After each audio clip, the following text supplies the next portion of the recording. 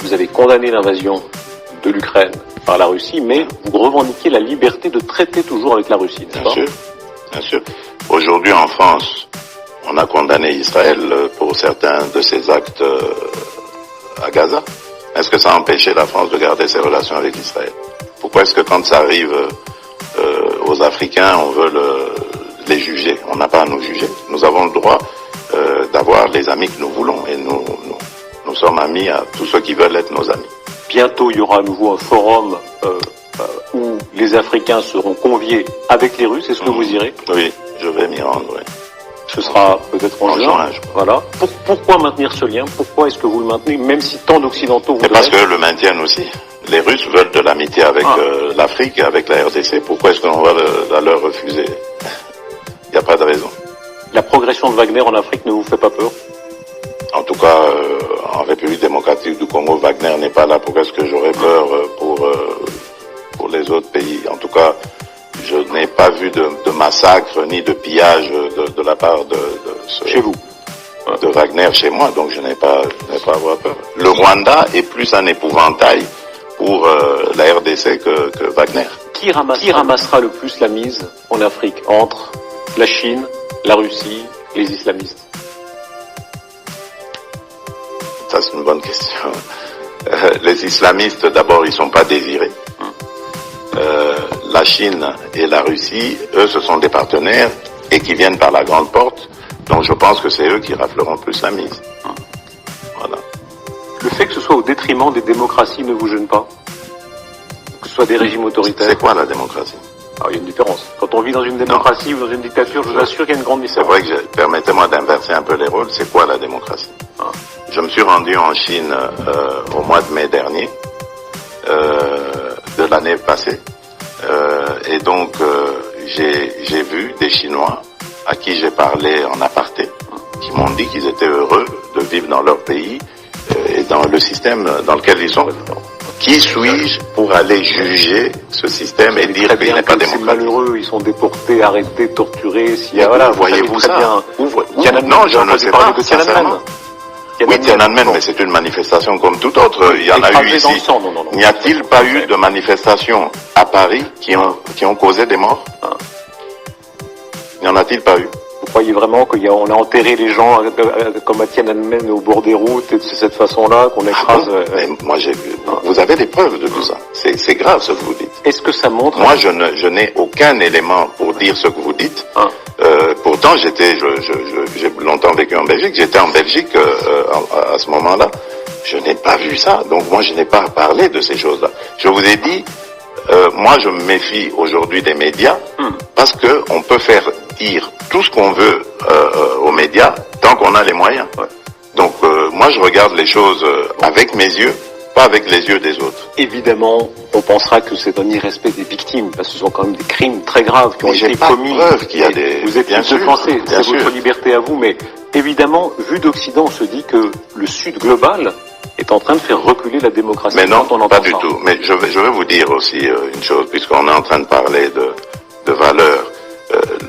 Aujourd'hui, les crimes en République démocratique du Congo sont documentés, avérés. Et le responsable, cela n'est pas nié. Un des responsables est connu, c'est le Rwanda. Aucune sanction. Zéro.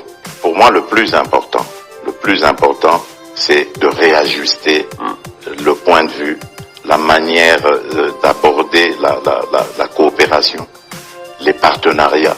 Ne plus nous considérer comme des sous-hommes, mais nous regarder comme de vrais partenaires avec qui on peut faire affaire positive, constructive, et non pas toujours comme de dominé à dominant.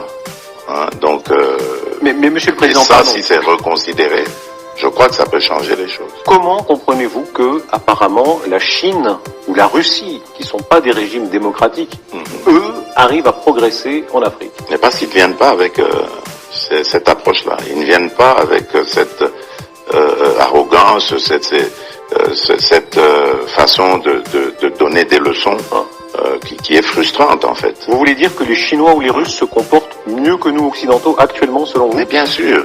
on ne comprend pas très bien les réalités africaines. Et c'est vraiment dommage parce que moi j'ai toujours dit que l'Europe, par exemple, c'est le meilleur partenaire de l'Afrique par son histoire et aussi par sa position géographique. Nous sommes deux continents qui sont très proches. Mais c'est étonnant de voir comment nous sommes très loin par rapport aux cultures. Mais comment, pardon, on ne peut pas comprendre qu'on vienne nous donner des leçons, par exemple, sur les droits de l'homme. Il y a toujours ce regard condescendant vis-à-vis de l'Afrique et des Africains, et ce comportement un peu paternaliste, qui consiste à croire que eux savent de quoi nous avons besoin mieux que nous. À quoi vous le voyez exactement? Et donc c'est ce sentiment que nous avons. Mais voilà, par exemple, aujourd'hui, on parlait tout à l'heure de l'agression dont nous sommes victimes. Nous demandons à ce que la communauté internationale se comporte comme elle le fait dans le cas de la Russie, pardon, dans le cas du conflit au Moyen-Orient. Elle nous dit non, c'est pas la même chose, on va pas le faire là. Alors que nous avons les mêmes victimes de massacres qu'il y en a en Ukraine et ailleurs. Donc, on nous dit que c'est pas la même chose. Eux, donc, savent de quoi nous avons besoin, alors que nous réclamons des sanctions. Donc, et cette guerre, elle nous est imposée pour des raisons évidentes de pillage de nos minerais. Ces minerais, on sait où est-ce qu'ils terminent, donc dans les firmes des multinationales occidentales pour la plupart. Donc, c'est connu. Et on ne sanctionne pas. Des minerais qui sont sur votre sol, oui, qui sont très visiblement utilisés via le Rwanda, voilà, et commercialement par Apple. Voilà, c'est une plainte que vous, l'État, oui, congolais, vous avez déposée, n'est-ce pas? Que fait Apple exactement? Expliquez-nous, selon vous, ce qu'il est en train de faire. Il fabrique des téléphones. Vous avez sûrement un téléphone Apple. Ah.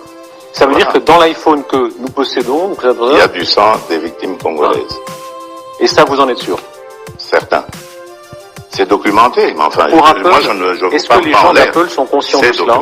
Les gens d'Apple sont conscients de cela? Les gens d'Apple, mais maintenant, ce sont les enquêtes qui le démontreront. Mais les gens d'Apple disent, eux, ils achètent des produits propres.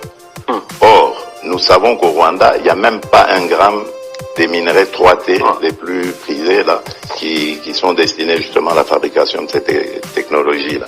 Bon, donc ça veut dire que ces minerais proviennent de quelque part. Et aujourd'hui, il est avéré que c'est de la RDC qu'ils proviennent. Ils arrivent au Rwanda, il y a des ONG qui sont complices avec le régime rwandais, qui commencent simplement la vérification sur le lieu d'entreposage, et non pas le lieu d'origine de ces produits. C'est-à-dire les minerais